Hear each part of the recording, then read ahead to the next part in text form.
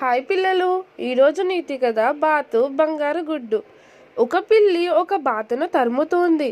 దీనిని రంగన్న అనే ఆసామి చూశాడు. పిల్లిని తరిమేసి బాతును కాపాడాడు. రంగన్న రంగన్న, నన్నెందుకు కాపాడావు అంది బాతు. నువ్వు ఆపదలో ఉన్నావు కదా అందుకే అన్నాడు రంగన్న. నువ్వు నన్ను కాపాడావు కదా, నేను నీకు రోజుకో బంగారు గుడ్డును ఇస్తాను అంది బాతు. చెప్పినట్టుగానే బాతు రంగన్నకు రోజుకో బంగారు గుడ్డు ఇవ్వసాగింది. రంగన్న వాటిని అమ్ముకొని ధనవంతుడయ్యాడు. ధనవంతుడైన రంగన్నకు దురాశ కలిగింది. ఈ బాతును రోజుకో బంగారు గుడ్డు పెడుతుంది.